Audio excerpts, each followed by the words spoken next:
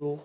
Aujourd'hui, on va faire quelques exercices sur les vecteurs niveau seconde ou bien tronc commun scientifique. Alors on commence le premier exercice sur la relation de Chasles. À l'aide de la relation de Chasles, simplifiez les expressions suivantes. Alors on commence. U égale A B moins A C moins C B plus BD. Alors pour la relation de Chasles, quand on vous demande de simplifier une expression, d'abord il faut se débarrasser des signes au moins. Alors rappelez-vous, dans la vidéo de cours qu'on a déjà vu, qu'un vecteur, par exemple moins A, B, alors pour se débarrasser de ce moins, ça s'écrit, il faut juste permuter les deux lettres, c'est B, A.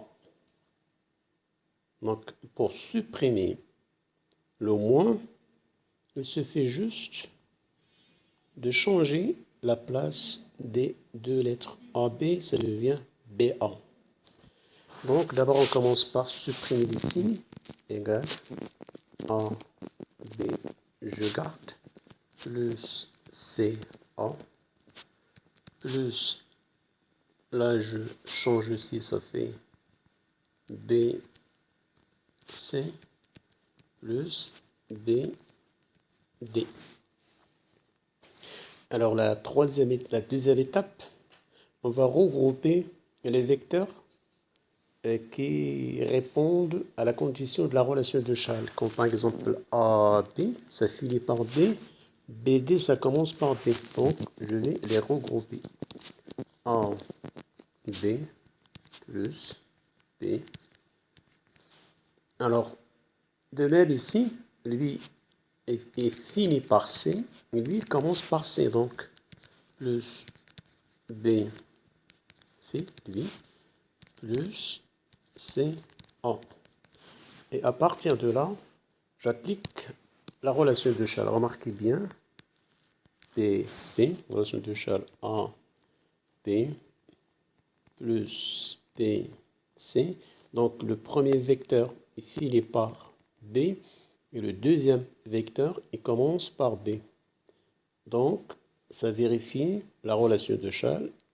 Donc, ceci égale A, C, tout simplement. Alors, on fait la même chose ici. Alors, A, B, B, D, ça va donner A, B. De même, ici, on a C, C, plus B, A. Alors, remarquez bien que ces deux vecteurs-là, ils ont une lettre en commun, A, A. Donc, il suffit juste d'échanger leur place. Je commence par écrire BA, plus A, B. Et là aussi, j'ai la relation de Chasles. Il y a A, A. Donc, finalement, on aura B, D. Donc, cette expression U, finalement, on la réduit, mais ça vaut B, D. Passons à l'expression suivante. Question 2. Alors, dans la question 2, on nous demande de faire la même chose. Le vecteur V égale A, C, plus 2C, B, plus BA. Alors, ici, j'ai A, A, A, A. Lui, il commence par A, lui, il finit par A. Donc, je dois juste les regrouper. B, A, plus A, C, plus 2, CB, égale. Alors là, la relation de Chasles, elle est bien vérifiée. Donc, ça va donner B, C. Alors là, le problème, on a deux. Donc, il faut juste décomposer ce vecteur. C'est CB plus CB. CB plus CB, ça va donner 2 fois CB. Et là, j'applique la relation de Chasles, puisque BC finit par C, CB commence par C, donc ça va donner B, B plus CB. Alors, le vecteur BB, rappelez-vous bien, donc c'est comme si on vous demande de se déplacer du point B au point B. Donc, c'est un vecteur nul. À chaque fois que vous avez la même lettre dans un vecteur A1, c'est égal à 0. Donc, plus CB. Et comme dans l'addition des nombres, 0 plus CB, ça va donner le vecteur CB. Donc, voici le vecteur V. Passons au deuxième exercice. Alignement et parallélisme. Alors, on donne les points A, B, C. Les points A, B, C sont-ils alignés? Bon, le petit rappel de cours. Alors, A, B, C. Pour vérifier s'ils sont alignés, il faut former deux vecteurs à partir de ces trois points. Par exemple, le vecteur A, B et le vecteur AC. Vous avez le choix. Vous pouvez avoir AB, BC. Donc, moi, j'ai pris AB, AC. Alors, j'ai les coordonnées de AB, j'ai celles de AC. Si AB, vecteur AB, vecteur AC sont collinières,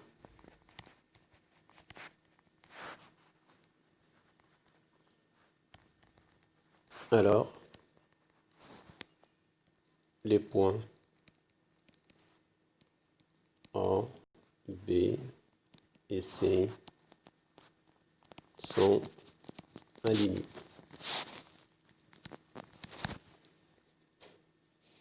Donc voilà ce qu'il faut utiliser, la démarche pour vérifier si ces points-là sont alignés ou pas. Alors d'abord, je dois tirer deux vecteurs. Le vecteur AB, qui a pour coordonnées xb moins xa, 5 moins 3, ça fait 8. YB moins YA, 3 moins 2, ça fait 3, plus 2, ça fait 5. Après, je calcule les coordonnées du vecteur, deuxième vecteur AC. AC, donc 13 moins 3, ça fait 13, plus 3, ça fait 16. 8 moins 2, ça fait 8, plus 2, ça fait 10. Après, j'applique le déterminant de A, B, A, C, pour vérifier, ou bien pour voir si ces deux vecteurs-là sont collinières ou pas. Égal. Alors, sur la première colonne, je prends les vecteurs, ou bien les coordonnées de AB. C'est 8, 5. Sur la deuxième colonne, je prends celle de AC. Ça fait 16, 10. Je calcule. Rappelez-vous comment on calcule. Lui fois lui. 8 fois 10, ça fait 80. Moins lui fois lui. Donc 5 fois 16, aussi ça donne 80. Et finalement, on a 0.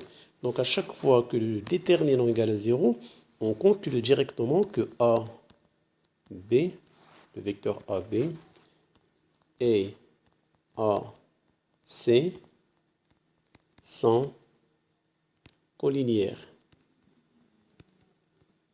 Et donc, les points A, B et C sont alignés.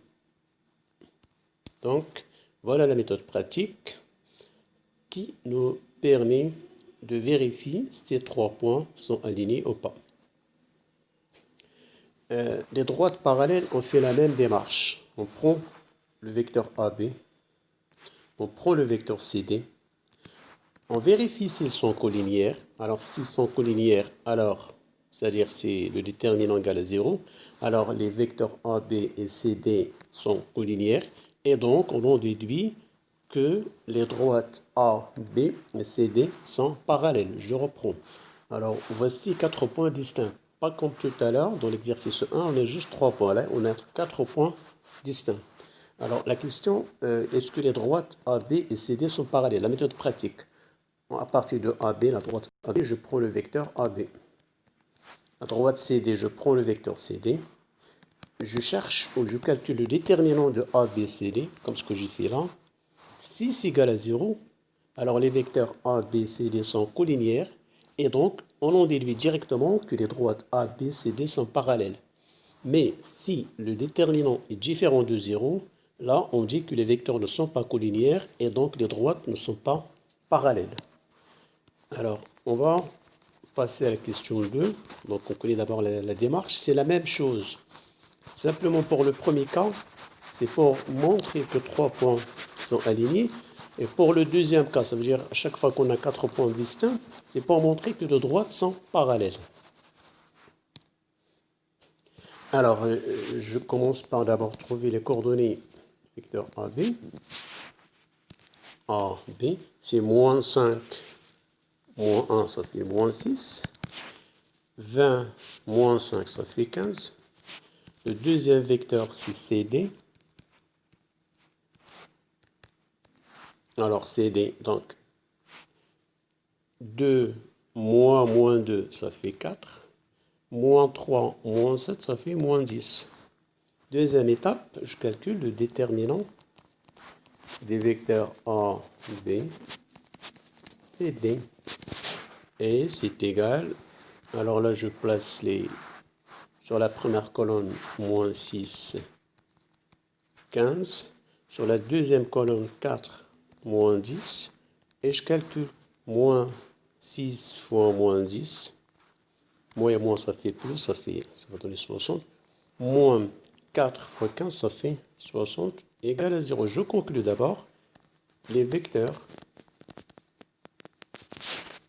A, B et C, D sont collinéaires. Et donc, les droites sont parallèles. Ça veut dire AB est parallèle à CD. Donc voilà, c'est pratique. Il faut juste connaître la méthode. Vous n'avez pas à vous casser la tête. Pour montrer que 3 points sont alignés, on tire deux vecteurs à partir de ces 3 points. Par exemple, le vecteur AB, le vecteur AC.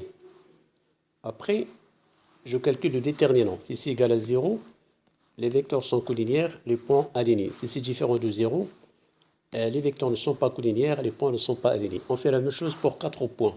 Pour 4 points, évidemment, on va vous demander si les droites sont parallèles, ou bien montrer que les droites sont parallèles.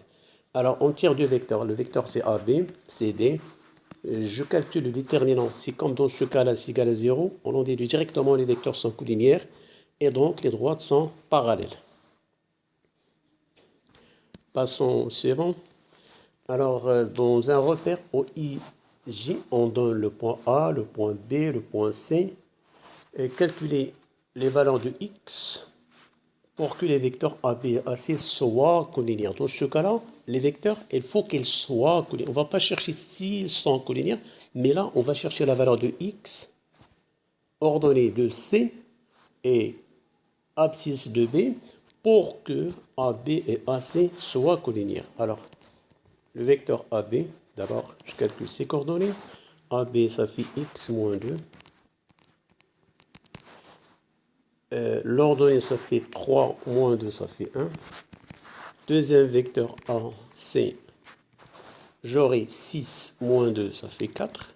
Et X moins 2, ça fait X moins 2. Très bien. Alors là, on cherche à calculer les valeurs de X. Comment? C'est pour que les vecteurs AB et AC soient collinéaires. Alors, AB et AC collinéaires équivaut le déterminant soit égal à 0. Alors, déterminant à lui, c'est X. D'abord, je place les coordonnées de AB sur la première colonne. Celle de AC, c'est 4. X moins 2 sur la deuxième colonne. Et j'impose égal à 0. Parce qu'on veut que AB et AC soient collinéaires. Donc, le déterminant doit être égal à 0. Donc, je calcule. Ça fait x moins 2 fois x moins 2 moins 1 fois 4, ça fait 4, égale à 0. Alors là, je dois résoudre l'équation. Je développe x, ça fait une identité remarquable, x moins 2 au carré. Pas la peine de développer. Moins 4 égale à 0. Rappelez-vous, encore là, pour résoudre une équation, on cherche souvent à factoriser au lieu de développer. Quand on développe, on complique les choses. Donc, si on a possibilité de factoriser, il vaut mieux factoriser. Alors là, j'ai une identité remarquable. Là, le 4, je l'écris autrement. X moins 2 au carré, moins 2 au carré. Donc, je suis en présence de l'identité remarquable a carré moins b carré est égal à a moins b, a plus b. Donc, égal à 0. Donc, je viens juste là, je factorise. Ça fait x moins 2, moins 2. Ça, c'est a moins b. Facteur x moins 2 plus 2 égale à 0. Donc, juste je réduis ce qui est entre crochets. X moins 4 moins 2 moins 2. Bah, c'est des parenthèses inutiles, je peux les supprimer. X moins 2 plus 2, ça fait 0. Donc, il reste juste x égale à 0. Donc, un produit de facteurs est nul si l'un des facteurs est nul. Alors, ça fait x moins 4 égale à 0 ou x égale à 0. Donc là, j'aurai x égale à 4 ou x égale à 0. Donc, les deux valeurs de x pour lesquelles les points A, B, C, ou bien les vecteurs sont collinéaires, il faut que x égale à 4 ou x égale à 0. C'est-à-dire, je peux avoir deux possibilités. Je peux avoir B, 0, 3, C, 6, 0, ou bien B, 4, 3, C, 6, 4. Alors, on donne le critère suivant.